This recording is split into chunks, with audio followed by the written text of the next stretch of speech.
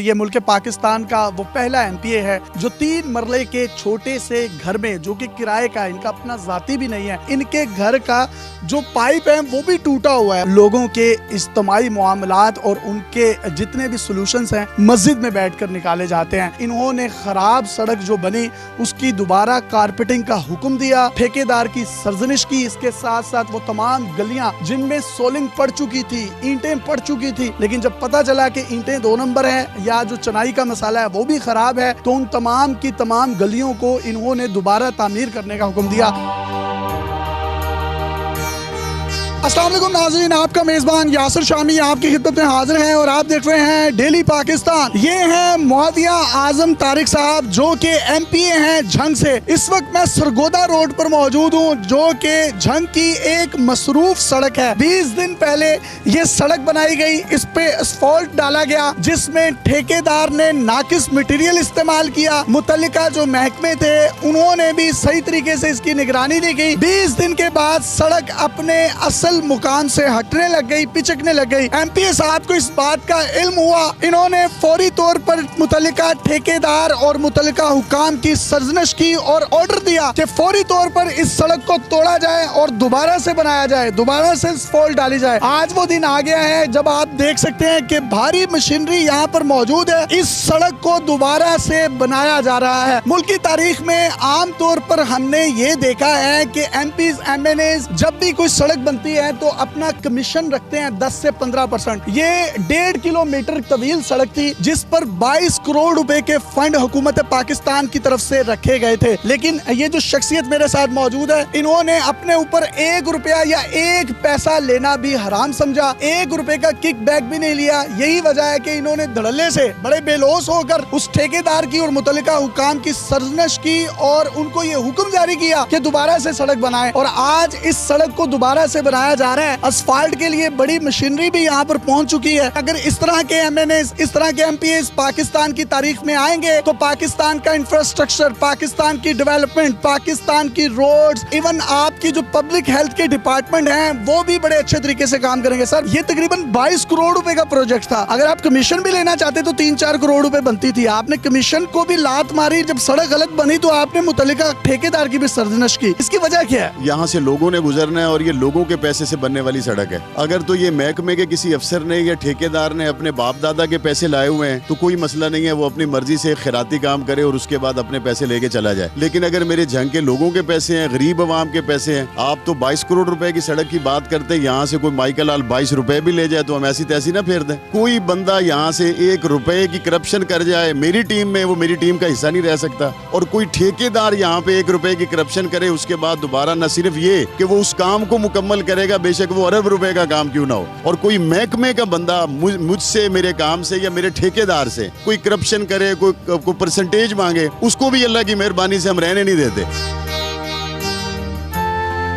आमतौर पर देखा है एमपीज एमएनएज मुबैना तौर पर परसेंटेज लेते हैं ठेकेदारों से। वो कहीं ना कहीं उनके, वो पंजाबी में कहते हैं कि काने हो जाते हैं। वो गलत मटेरियल भी डालें, खराब मटेरियल भी डालें, नाकिस मटेरियल भी डालें तो वो उनकी सरजनिश नहीं करते। आपने ये इनिशिएटिव क्यों लिया कि सड़क गलत बनी है तो दोबारा मटेरियल ठेकेदार अपने पैसों से बनाएगा, डालेगा और ये जो सड़क है इसको सही मायनों में बनाएगा? देखिए, बात ये है कि 10 से 15 करोड़ रुपए आपके घर में आ जाए तो हर किसी को अच्छा लगता है, बड़ी आपकी रहने की जगह हो, बड़ा आप सहूलत से रहें, इज्जत से रहें। लेकिन मैं ये समझता हूँ कि हमने जिस नबी करीम का कलमा पढ़ा है और हम जिस मुल्क को कलमे के नाम पर ले चुके हैं और हम जिन ऐवानों में बैठे हुए उनकी पेशानी पे कलमा तैयबा लिखा हुआ है, क्या हम जैसे नुमाइंदों को ये ज़ेब देता है कि हम कलमा तैयबा के नीचे से गुजर के असेंबली में जाएं और वहाँ से गरीब लोगों के फंड है और उसमें से अपने हिस्से रख के घर चले जाएं?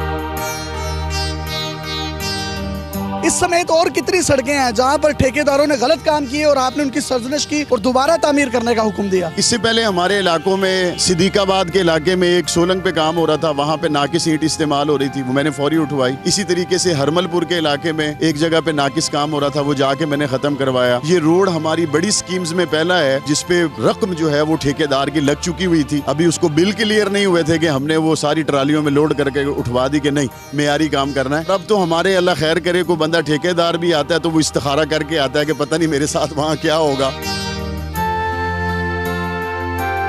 ये 3 मरले के एक छोटे से किराए के घर में रहते हैं। इनके वालिद साहब भी 7 दफा एमपीज और एमएनएज मजमूई तौर पर इसी हल्के से बने। ये वाहिद एमपीए हैं पाकिस्तान के जो नाइब खतीब भी हैं। लोगों के मसले मिसाइल जो हैं वो मसाजिद में सुनते हैं। उसकी रीजन ये है कि नबी करीम सल्लल्लाहु अलैहि वसल्लम भी फलाही काम होते थे, सियासत खिदमत का काम है, खिदमत का नाम है, उन तमाम के मामलात को भी मसाजिद में सुना करते थे। ये तो बड़ा जबरदस्त इनिशिएटिव है, लेकिन बदकिस्मती से हमारे जो दीनी रहनुमा भी हैं, रुफका भी हैं, उन्होंने मस्जिदों को नमाज की हद तक, एतकाफ की हद तक महदूद रखा, उसके बाद ताले लग जाते हैं। तो उनको कोई पैगाम देना चाहेंगे, क्योंकि आप दीन को भी रिप्रेजेंट करते हैं। मैंने तो मसाजिद के हवाले से ये तजवीज़ भी उस्मान बुज़दार को और पीएम इमरान खान को दी थी कि आप मसाजिद के जो हाल हैं उन्हीं को आप पनाहगाह के तौर पे इस्तेमाल करें ताकि लोग वहाँ पे आएँ। आप देखें कि हुजूर अलैहिस्सलाम को मिलने के लिए जब ईसाइयों के वफूद भी आते थे तो हुजूर अलैहिस्सलाम उनको मस्जिद नबवी में ठहराते थे। मसाजिद हमारे बुनियादी तौर पे कम्युनिटी सेंटर्स होते हैं।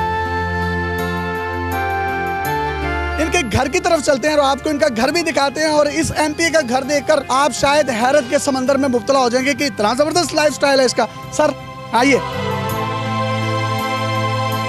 ये इस घर में रहते हैं। 3 मरले का छोटा सा घर है जो कि किराए का है, अपना इनका जाती भी नहीं है। इनके वालिद साहब इमाम मस्जिद थे। मस्जिद की इमामत की वजह से उनको एक रिहाइश के लिए जगह दी गई थी जो कि रेंट पर है और जिसका किराया ये आज भी पे करते हैं। इनके घर का जो पाइप है वो भी टूटा हुआ है। अगर मैं इनकी गलियों की बात करूं तो टूटी हुई गलियां हैं। इन्होंने वो तमाम गलियां जो इनकी गली से इर्द गिर्द की हैं, मोहल्ले से इर्द गिर्द की हैं, उनको प्रायोरिटी पर पहले बनवाना शुरू किया और अपनी गली की बारी बाद में आती है। अगर मैं घर की बात करूं तो एक शटर है, इस शटर को ऊपर उठाते हैं खुद ही और गाड़ी को अंदर लगा दिया जाता है, जिसके बिल्कुल साथ एक ऑफिस है और ऑफिस में सब लोग नीचे बैठते हैं, उनके मसले मसाइल सुनते हैं। ये सामने बिल्कुल इनके घर के मस्जिद है। ये पहले एमपी हैं जो नाइब खतीब भी हैं, मस्जिद में जुम्मा भी पढ़ाते हैं और इमामत भी करवाते हैं नमाजों की।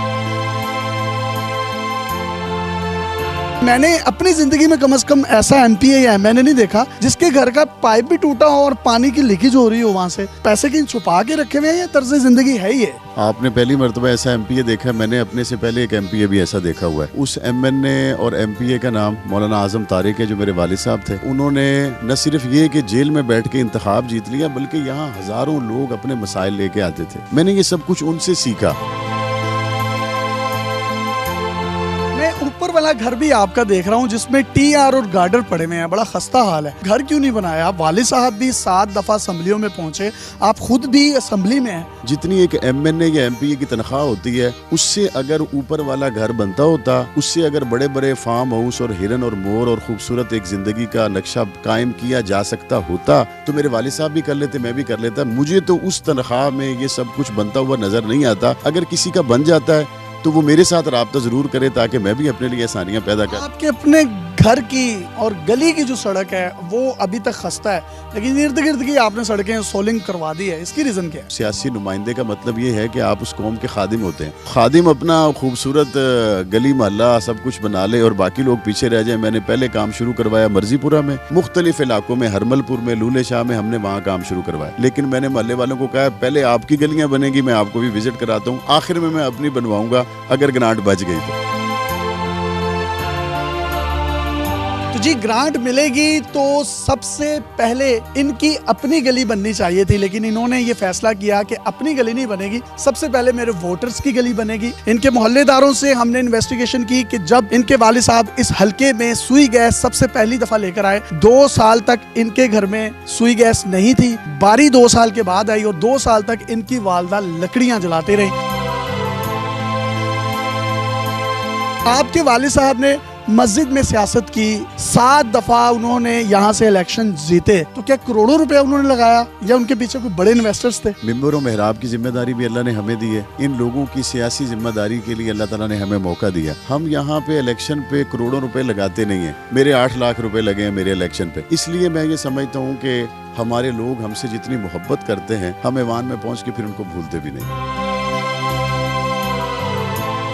ये मुल्क पाकिस्तान का वो पहला एमपीए है जो 3 मरले के छोटे से घर में, जो कि किराए का, इनका अपना जाती भी नहीं है, लोगों के इज्तिमाई मामलात और उनके जितने भी सोल्यूशंस हैं मस्जिद में बैठकर निकाले जाते हैं। इन्होंने खराब सड़क जो बनी उसकी दोबारा कारपेटिंग का हुक्म दिया, ठेकेदार की सरजनिश की, इसके साथ साथ वो तमाम गलियां जिनमें सोलिंग पड़ चुकी थी, ईंटें पड़ चुकी थी, लेकिन जब पता चला कि ईंटें 2 नंबर है या जो चनाई का मसाला है वो भी खराब है, तो उन तमाम की तमाम गलियों को इन्होंने दोबारा तामीर करने का हुक्म दिया। ये positive and real face of Pakistan है। इस तरह के लोग जब ऐवान के इक्तदारों में बैठेंगे तो वो तमाम लोग जो जालिम का जो हाथ भी नहीं पकड़ सकते, जिसके आगे वो कोई सदा भी बुलंद नहीं कर सकते, उनकी आहें जो हैं उनको लगती हैं और कहीं ना कहीं पाकिस्तान का तशख़्ख़ुस भी खराब होता है। अपने मेज़बान यासिर शामी को इजाज़त दीजिए। अगर आपके इर्द गिर्द भी कुछ इस तरह का real and positive face of Pakistan है तो आप हमें इनबॉक्स कर सकते हैं। हम आपके इस कंटेंट को पूरी दुनिया में दिखाने के लिए प्लेटफॉर्म मुहैया करेंगे।